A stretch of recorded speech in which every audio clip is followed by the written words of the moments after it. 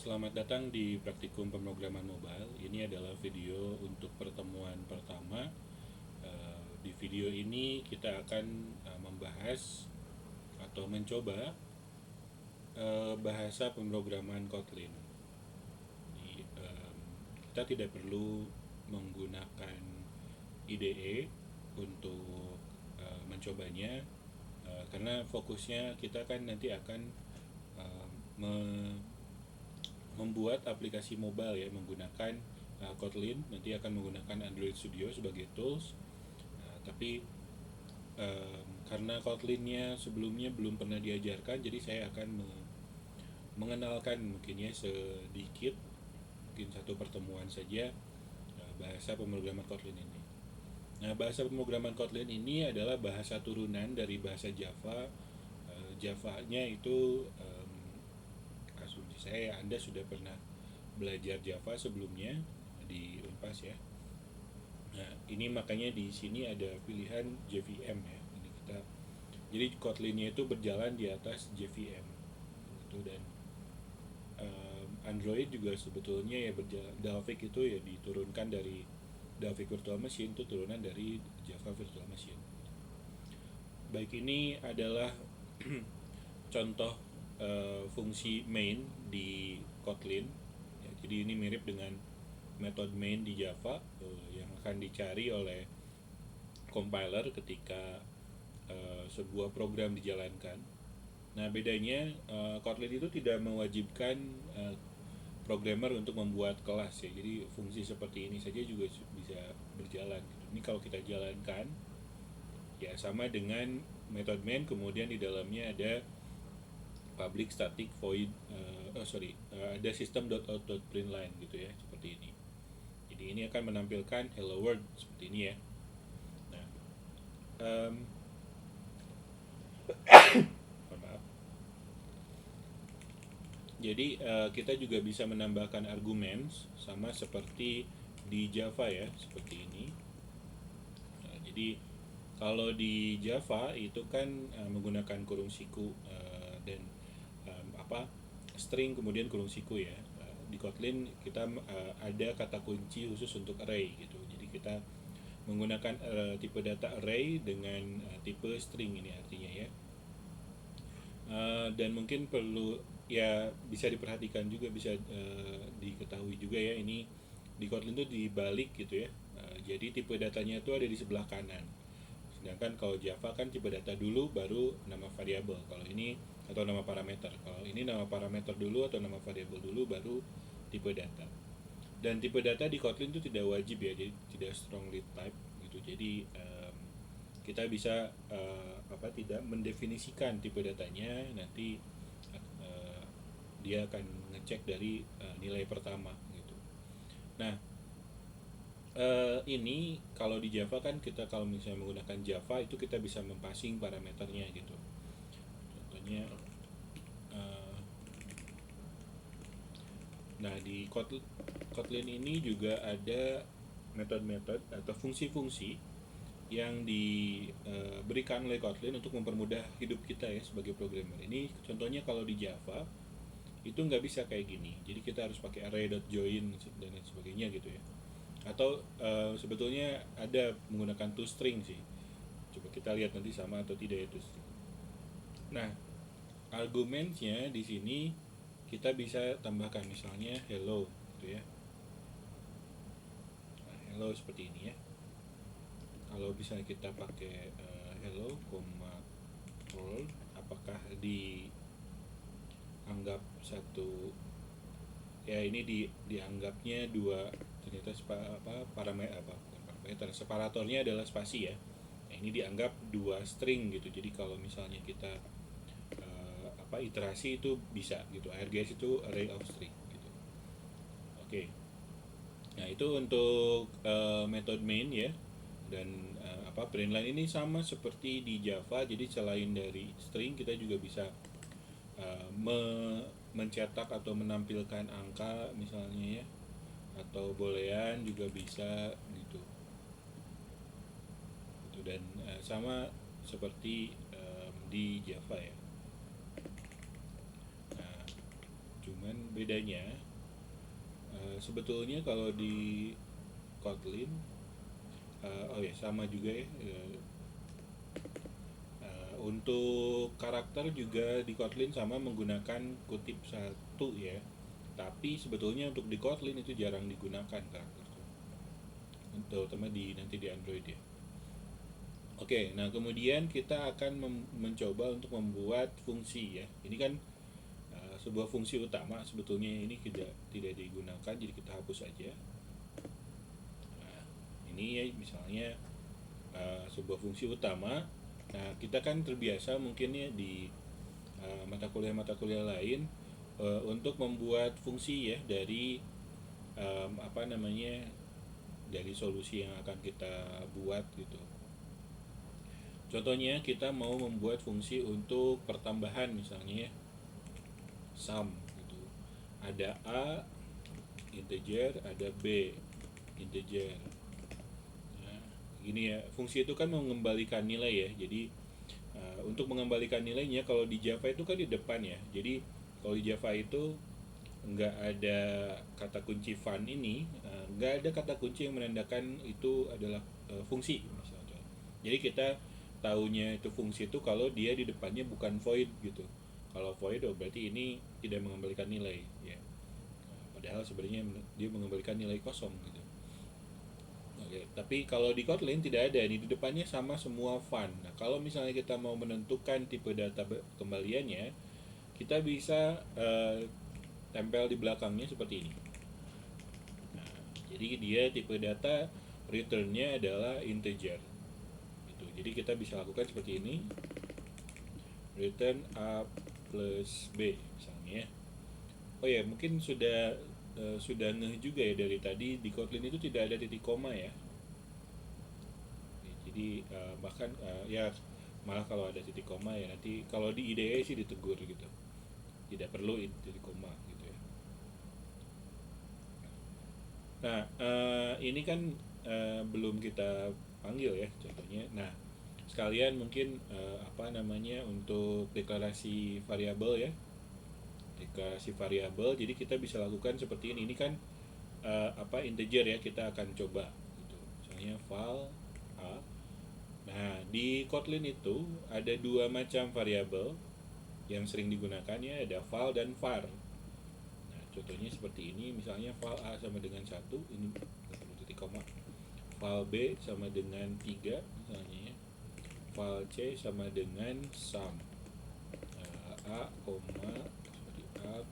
b gitu.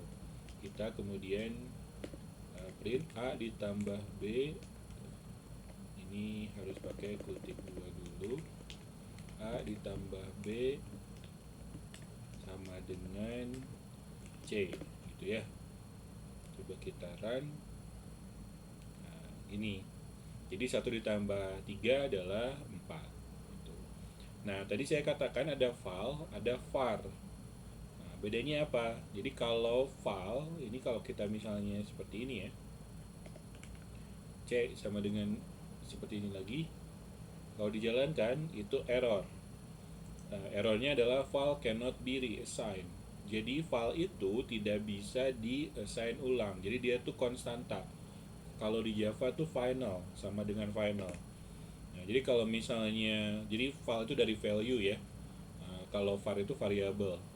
Kalau misalnya ini mau bisa berulang-ulang kali di-assign, kita harus menggunakan var. Contohnya seperti ini. Ini kan jadinya nggak error ya, dan C-nya itu bisa berubah nilainya gitu. Jadi itu bedanya val dengan var ya, jadi, kalau val itu tidak bisa diubah, sedangkan kalau var itu bisa diubah gitu. Nah untuk deklarasi variabel bisa seperti ini ya, atau juga bisa kita tentukan eksplisit tipe datanya seperti ini ya, integer gitu.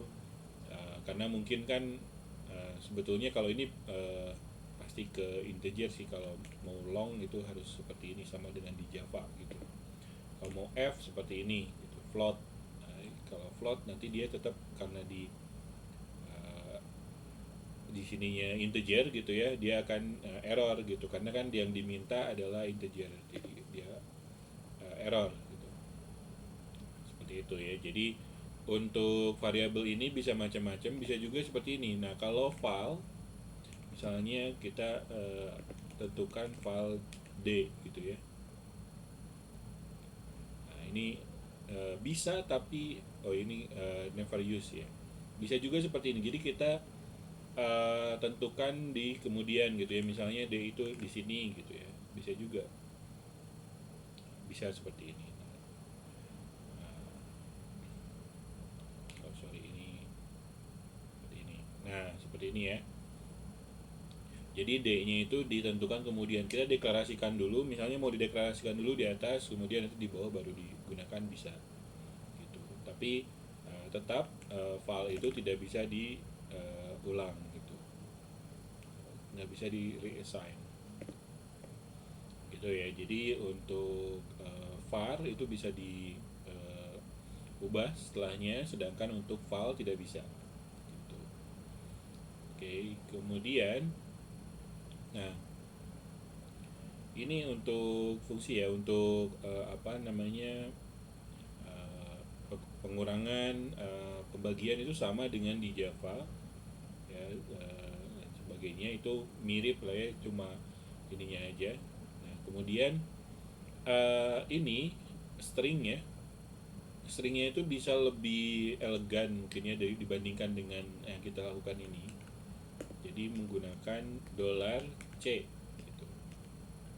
Atau ini kita jalankan, itu hasilnya sama.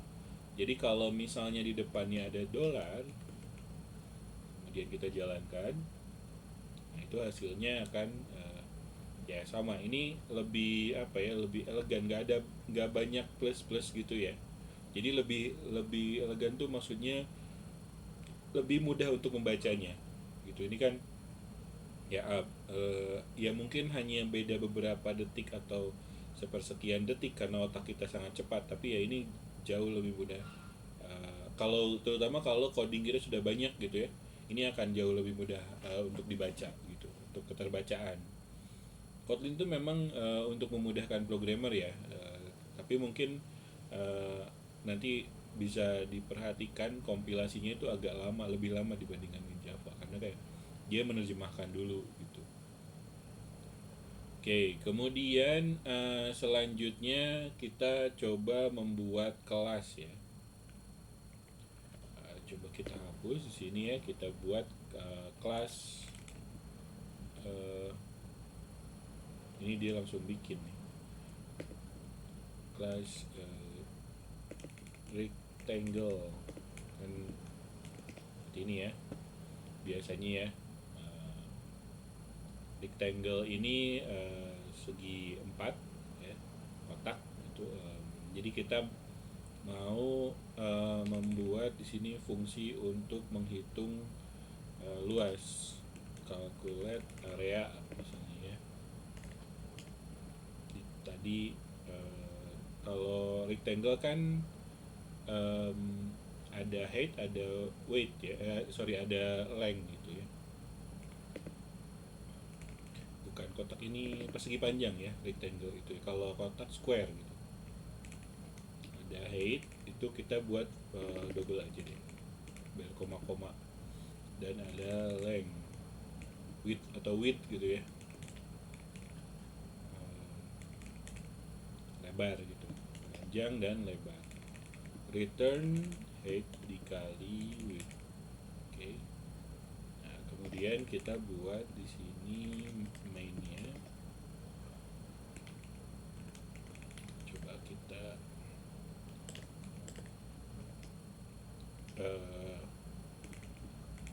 nah ini kita buat apa ya, kalau ini jadi square nih.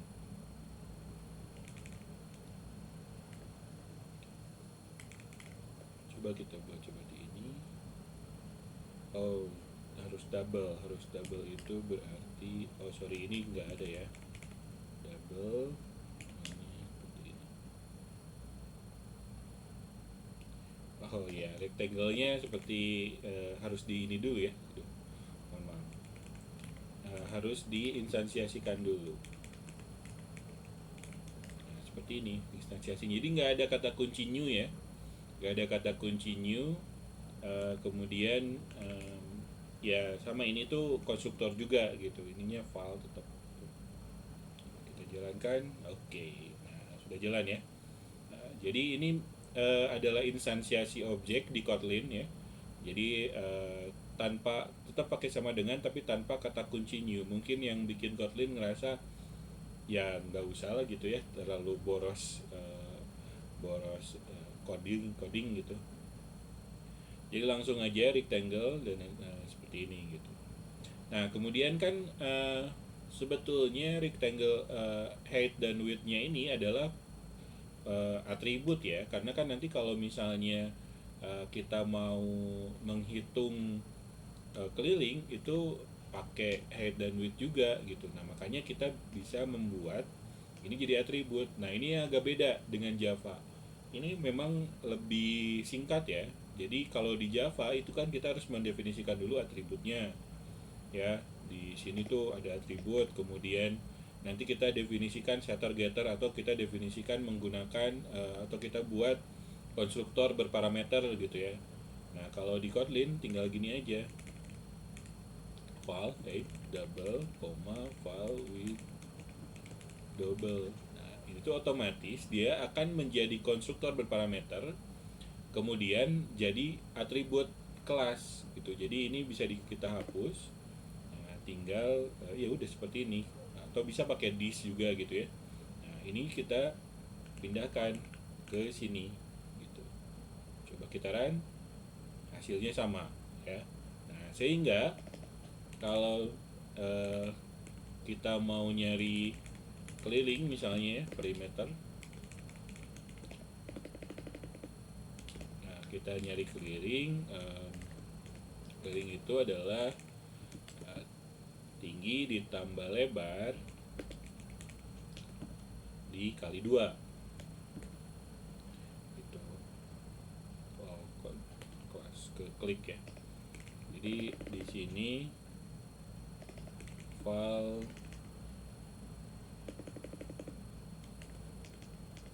perimeter sama dengan rectangle dot calc perimeter.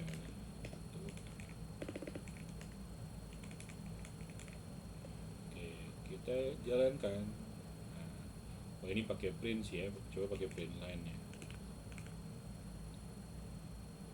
Nah gini ya, jadi kita tidak perlu mempassing parameter yang berbeda-beda ya, atau mungkin maksudnya kita tidak perlu mempassing parameter yang sama berulang-ulang gitu ya, gitu. Karena kan ya ini kan rectangle yang sama gitu ya. Kalau rectangle-nya sama artinya kan atributnya juga sama. Ini jadi atribut aja gitu ya. Jadi ini adalah sebuah kelas gitu di Kotlin.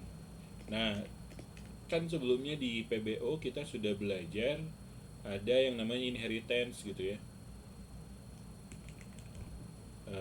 Contohnya rectangle ini adalah turunan dari bangun ruang gitu ya. Nah kalau misalnya kita mau membuat kelas ini bisa di-inherit atau inheritable gitu ya oleh kelas lain, kita harus menambahkan kata kunci open di depannya. Kalau enggak, semua kelas di Kotlin itu secara default, jadi kebalikan dari Java ya. Jadi semua kelas di Kotlin secara default itu final. Kalau di Java kan secara default dia open ya. Nah, Kotlin mungkin merasa kan lebih banyak yang tidak diturunkan gitu, dan memang inheritance itu menimbulkan masalah juga sebetulnya ya. Jadi kita bisa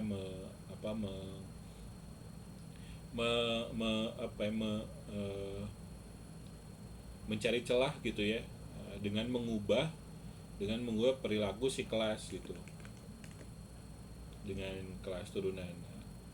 Makanya Kotlin dibalik gitu, yang jadi defaultnya itu dia kelas final. Kalau misalnya kita mau jadikan dia bisa diinherit, kita harus pakai kata kunci open. Nah, untuk menginheritnya pakai titik 2 kemudian nama kelasnya gitu, nama kelas inheritnya gitu. Ini ya nggak, belum kita apa-apakan sih ya. Ya mungkin di sini misalnya kita mau bikin apa metode atau fungsi print gitu ya.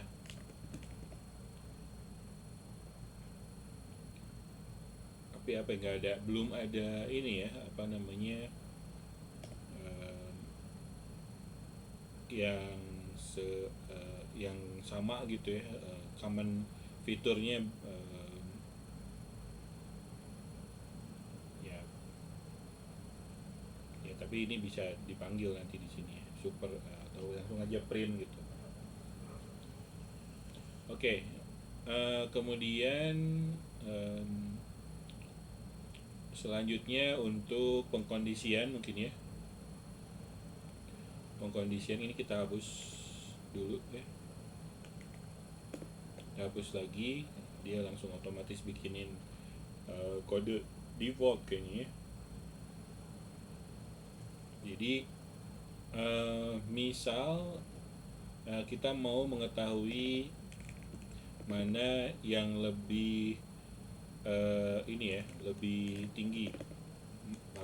Jadi kita bikin sebuah fungsi max gitu. Jadi dari dua bilangan a, int dan b, untuk mirip dengan Java. Jadi kalau misalnya a contoh di sini ya, a lebih dari b, sorry, ini berarti integer juga ya, maka return a, else return b, sama dengan Java ya. Jadi ini misalnya max sama dengan max atau c 10,90 c gitu ya, 90 yang lebih besar gitu. Nah, ini bisa kita sederhanakan ya, metode seperti ini tuh, atau fungsi seperti ini tuh ya. Kalau misalnya ini kita nggak mau ini, jadi ekspresi gitu. Nah, ini max sama dengan if.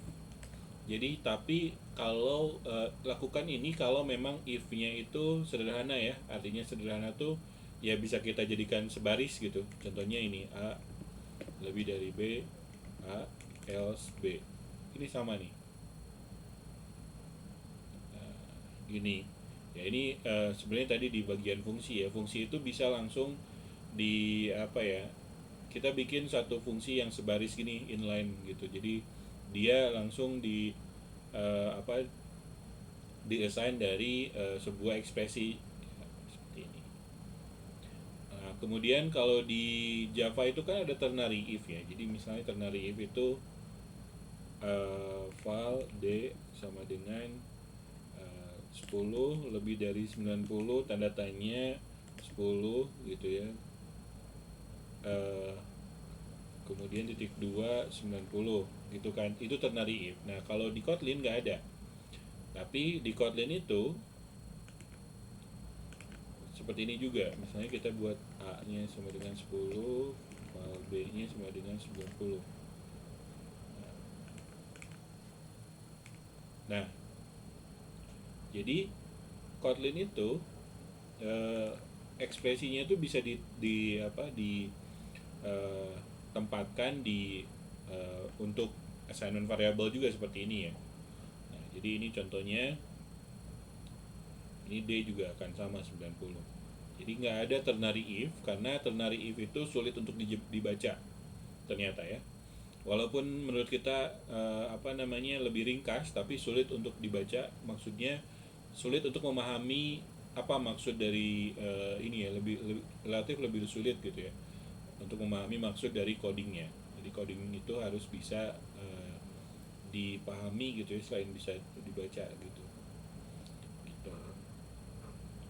Oke, nah itu untuk pengkondisian if ya. Selain if ada juga when, seperti case gitu ya.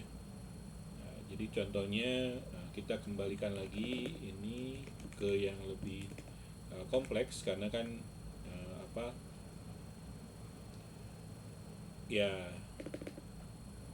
when itu pasti untuk yang lebih banyak dibandingkan jadi kondisinya itu pasti akan lebih banyak dibandingkan if else gitu ya, cuman dua gitu.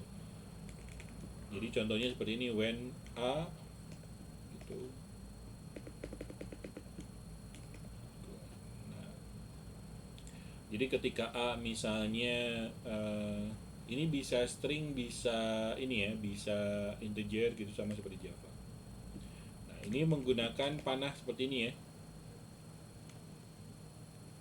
Ini kita ubah jadi string aja. Gitu. Ini misalnya nilai ya.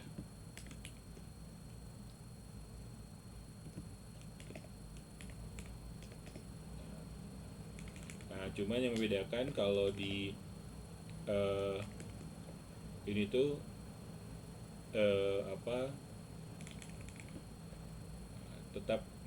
tetap menggunakan else. Kalau di Java kan menggunakan default ya. Ini saya returnnya bisa di sini ya, bisa.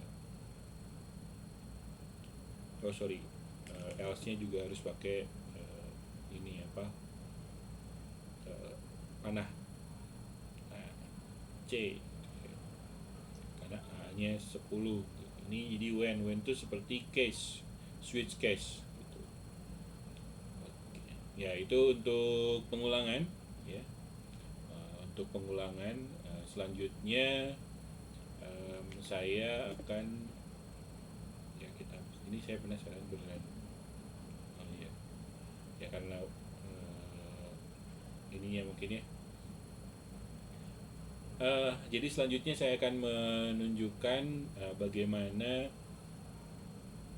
pengulangan gitu ya, mungkin dengan array list ya. Tadi array sudah,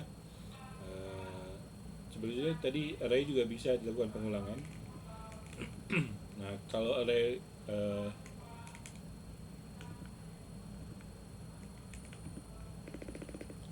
nah kita pakai list aja, list of ya. Kalau di Java kan harus menggunakan array list gitu, atau list gitu, dan turunannya queue segala macam.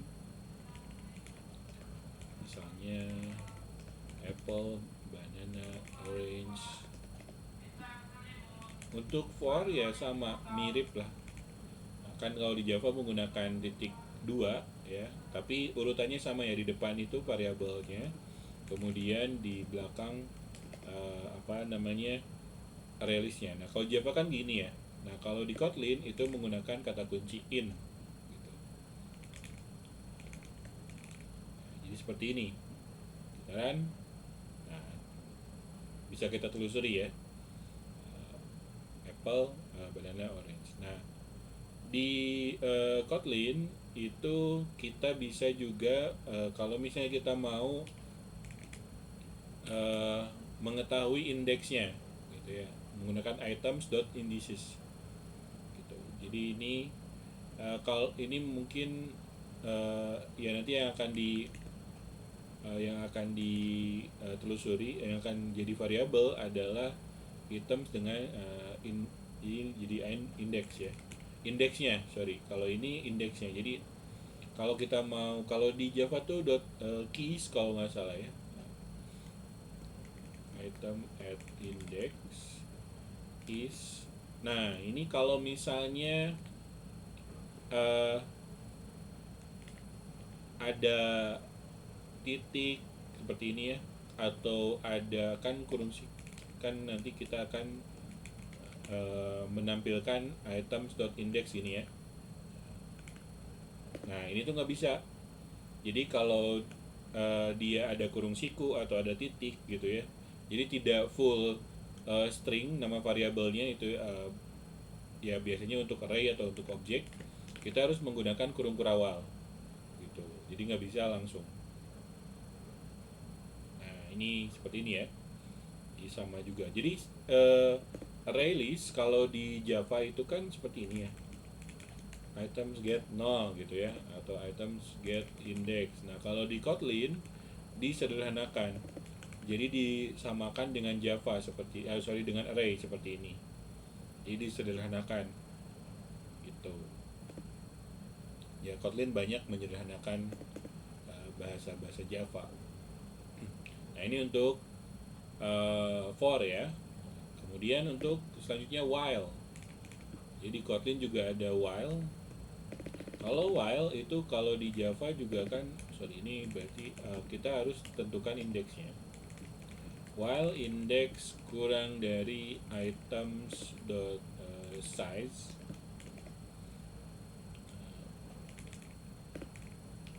line item at index is, dipakai kurung berawal ya, items index, kemudian sama menggunakan index plus plus, sama dengan di Java. Nah ini kalau pakai file nggak bisa karena dia harus berulang, harus bertambah, sorry.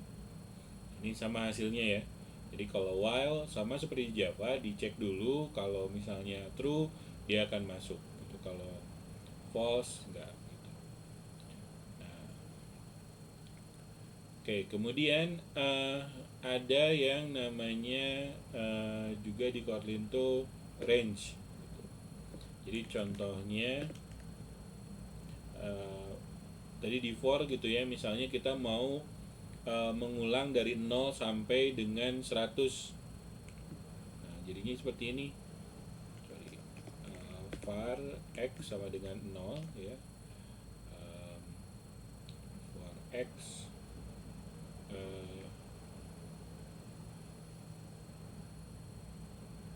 in 0 titik 100 green line x, seperti ini kak. Nah, never use ini ya, nggak dipakai sih sebenarnya ini, langsung aja ya. Nah jadi seperti ini, jadi nggak pakai kurung apa bukan kurung apa, kurang dari gitu ya. Nah, lebih dari gitu. Nah ini juga bisa kita gunakan untuk if. Nah, contohnya gini, if y, jadi y. Jadi kalau misalnya y nya itu berada di antara 0 sampai dengan 100, maka print y. Kalau kita seperti ini kan, mana ini ya? Jangan terlalu banyak mungkin.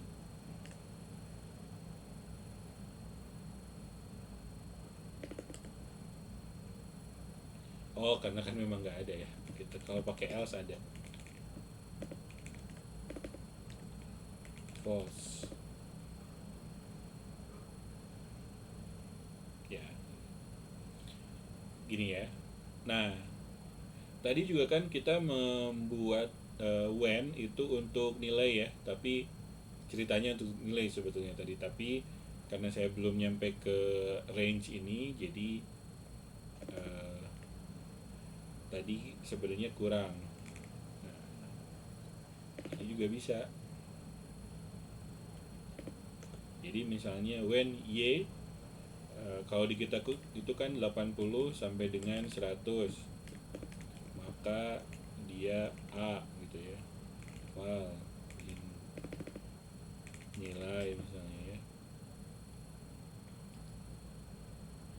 abjad, angka. Terus kalau dia 70 sampai dengan 79, maka dia AB gitu ya. Kalau dia itu 60 sampai dengan 69, maka dia B. Kemudian kalau dia 50 sampai dengan 59, maka dia BC. Kalau dia 40 sampai dengan 49, maka dia C. Kemudian kalau dia 30 sampai dengan 39, dia D. Dan kalau else-nya itu adalah E. Termasuk ini kalau 101 sih ya. Abjad. Kita lihat kalau E, sorry. integer range, kurang in.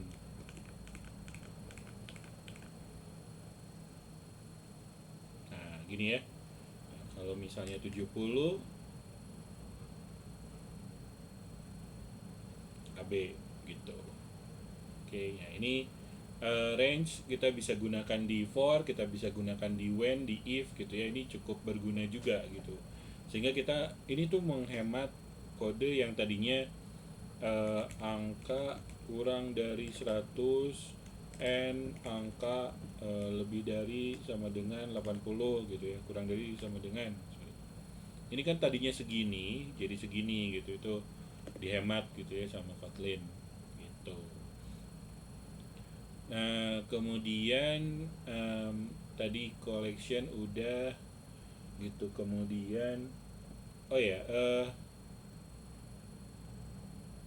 untuk tipe-tipe data tadi kan kita sudah belajar ini ya, apa namanya, inheritance ya, di kalau bisa kita buat sendiri. Tapi sebetulnya kita juga bisa membuat ini apa namanya, extension gitu ya. Ini akan lazim digunakan juga di di Android development. Jadi extension untuk kelas-kelas yang sudah dibuatkan oleh Kotlin atau Java gitu ya. Jadi contohnya adalah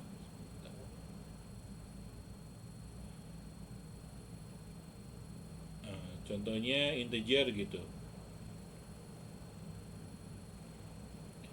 Contohnya integer fun. Nah, kita bisa gini dot ya, int dot to abjad gitu misal ya. String. Oke. Ini kita gini kan. Nah, di sini jadinya kita bisa buat seperti ini, to object.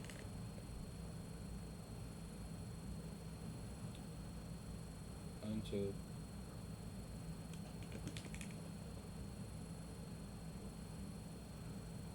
Ini angka kan.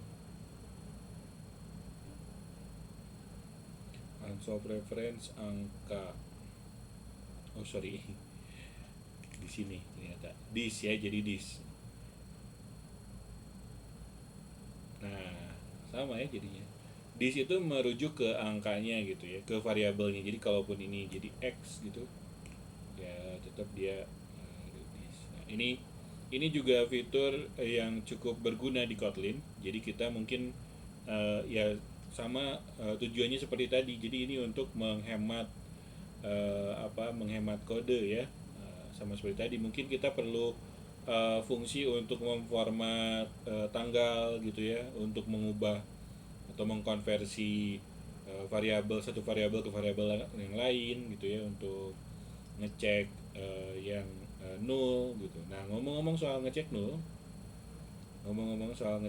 di Kotlin itu ada tanda tanya seperti ini. Oke, jadi ini tuh bedanya. Jadi kalau misalnya variabel seperti ini tidak ada tanda tanyanya, itu artinya variabelnya itu tidak boleh null. Ya, ini mirip dengan final class tadi. Jadi di Kotlin itu kebalikan dari Java. Default dari variabel itu semuanya tidak boleh null. Kalau misalnya kita mau bikin jadi null, itu bisa pakai tanda tanya.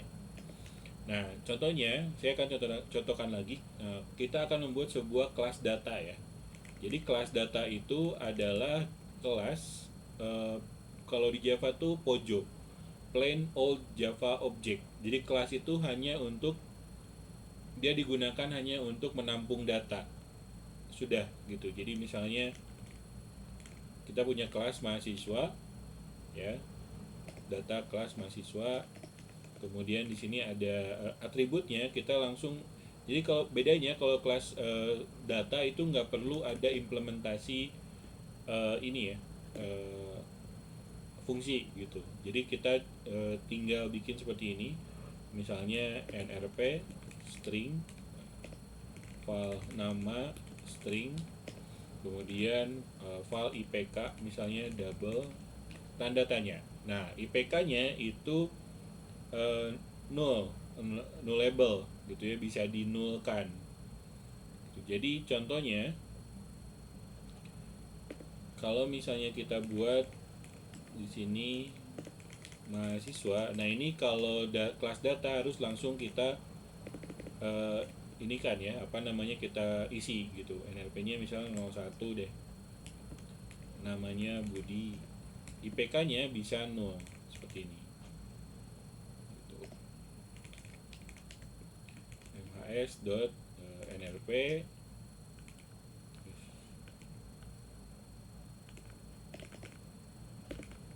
kemudian nama dan IPK. Coba dulu ya.